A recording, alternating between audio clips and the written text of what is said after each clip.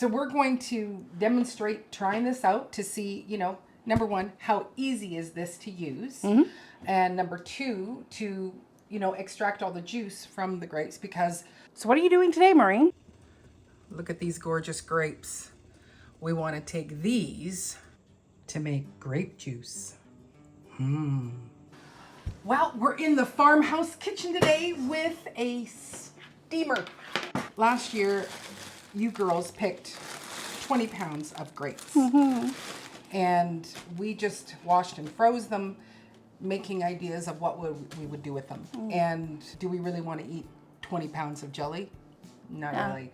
So we decided we would juice them. And then as we were investigating about juicing, it's a really good thing to use a steamer. I didn't want to shell out the money for a steamer. Some friends at my church, they had one, and I said, can I borrow it to see, is this something that, we want to invest in for our house? So what are some of the great things about the steamer? It takes away the finicky process of de-seeding something. So if it's got really tiny seeds and you're trying to get the juice out of it, then you're not using a food mill and having hot pulp that you have to seed through or cutting and juice everywhere. So you're not wasting anything. Right. Yeah. Yeah, and my red table grapes, they do have seeds. Yeah. So this is going to solve that problem. So this is some fresh from this year that we've gotten. So we're going to demonstrate trying this out to see, number one, how easy is this to use? And number two, to, extract all the juice from the grapes because we are running out of space in our freezer. And we need to make salsa.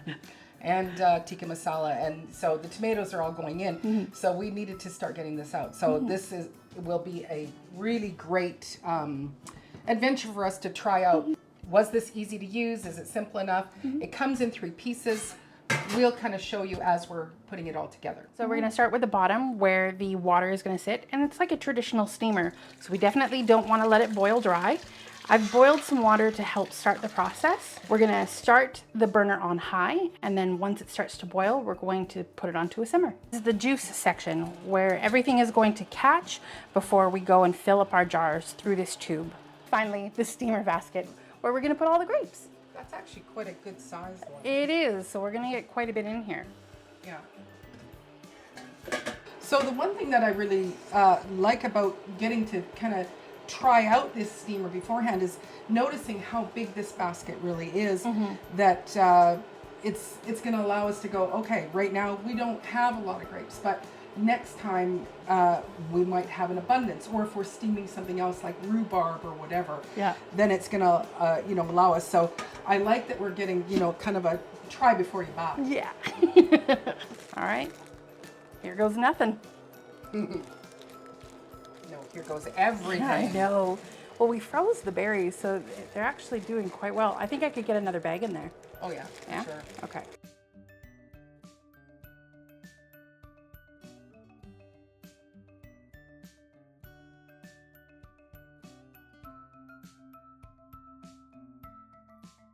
I almost think we could get the last bag in. I think so. Yeah. These are mostly thawed, right? Yes, mostly thawed.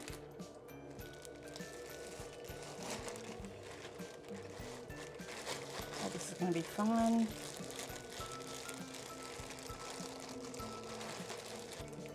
Awesome. That's 20 pounds of grapes. We're gonna add in the juice that has kind of leaked, and get the party started. So we're going to start the process, and we will come back when we have more juice in the juice layer. They didn't label them nicely. Juice thingamajigger. Yeah. So we are ready. We're only gonna fill probably 2 jars at a time as we're building up more juice. So we sterilized the jars in an oven. And so I'm just gonna take 1 jar out.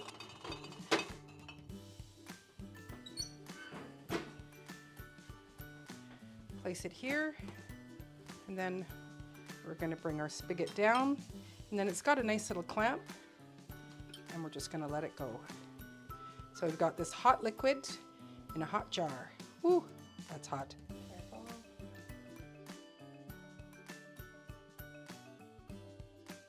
we go. And then I'm just going to back up. We'll do a vinegar wipe of the lid, the hot seal, and a hot ring.